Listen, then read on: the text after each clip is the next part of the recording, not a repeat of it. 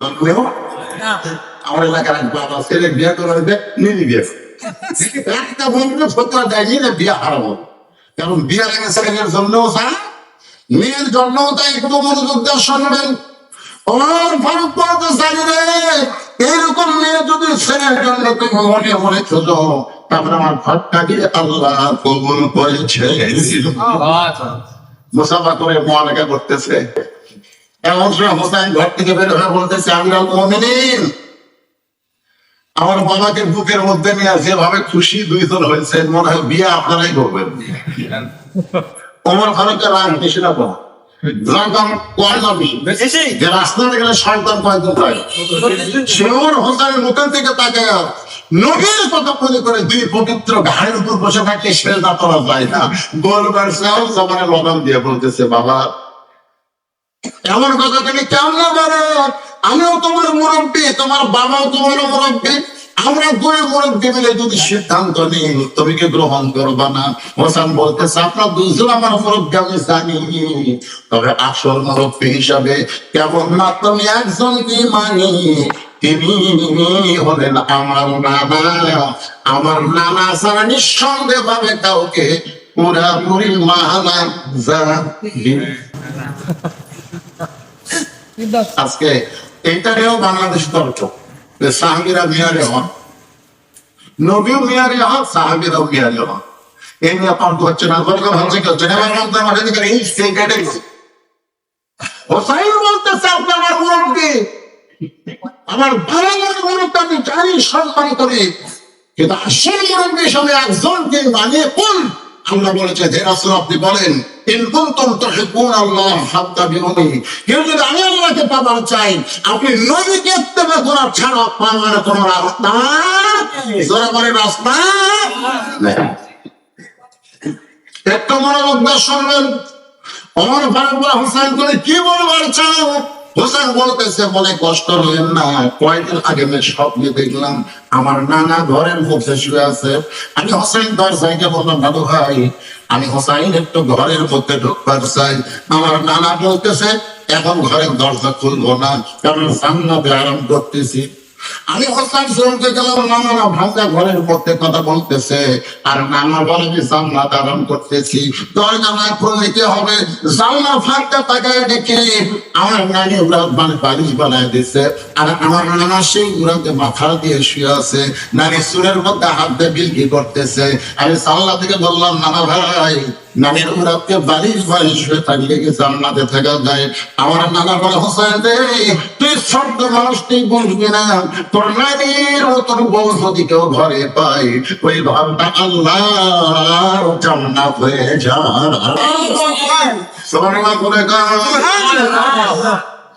তোর নানির মতন বউ যদি কেউ ঘরে পায়, ওই ঘরটা আল্লাহর কি হয়? কথা বলবে কেন, কি হয়? আপনারা কেমন কয়েক বছর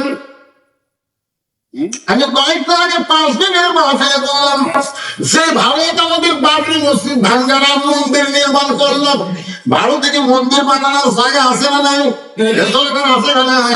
তাহলে মসজিদ ভাঙ্গা ওই জায়গায় মন্দির বানায় ভারত বোঝাই দিল ভারতের মুসলমানের 1 নম্বর শত্রু, কারণ মসজিদ ভাঙ্গা মন্দির বানাছে।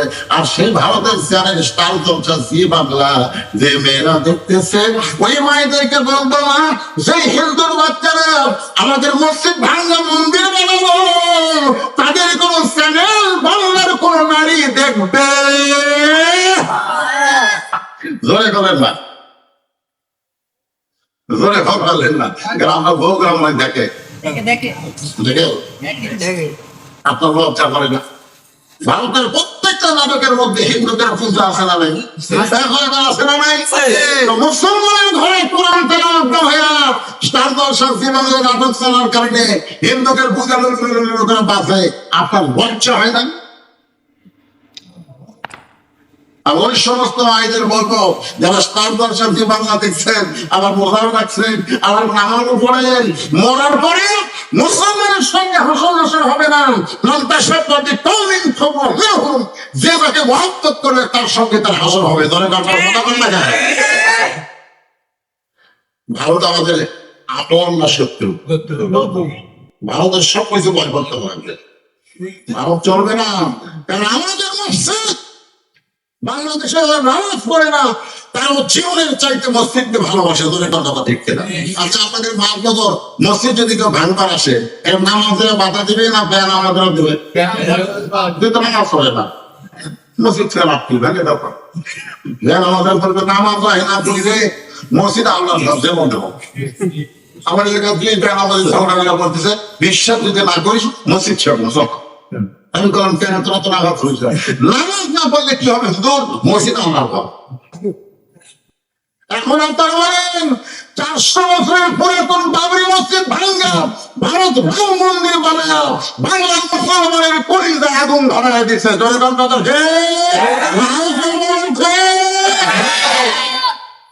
তাহলে আমার বাড়িতে আমার ঘরে ভারতের চ্যানেল চলবে কেন? সবচাইতে বড় যুদ্ধ হবে বদল যুদ্ধ, যদি কেসি দিয়া ডিশের লাইন কেনা পাবেন।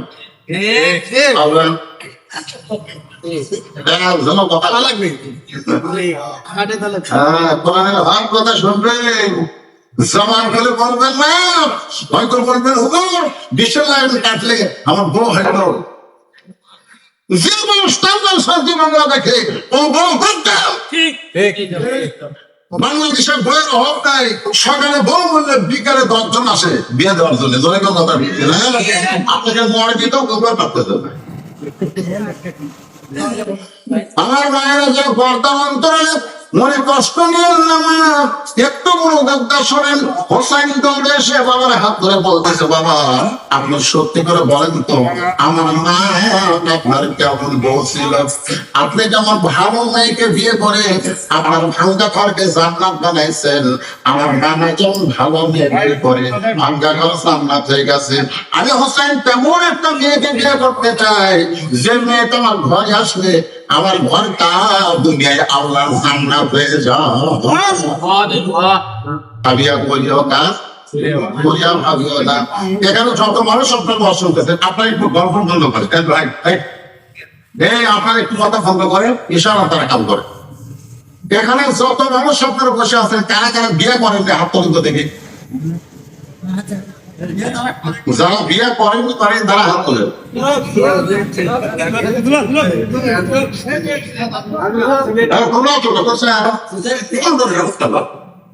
আচ্ছা ঠিক আছে, আজকে আলোচনাটা যারা বিয়ে করেনি তাদের জন্য 100 ভাগ কাম দেবে। আর যারা আমরা করছি দরকার আরেকটা করার চান্স নেই, অসুবিধা আছে। কোরআন শরীফের যেখানে বিয়ার আয়াত আছে সেখানে কত মারলাম দুটার কথা বলছে, কথার কথা হবে না। কয় বিয়া করা? দুটো। কি জন্য গিয়েছি করা? আর 3 বছর আগের বয়স আমি কোনোদিন চা খাই চা বেরোন খাই না, ভালো খাই। আর ভালো তো দেয় এটা সারা কাটা হয় করতে গেল। Dale,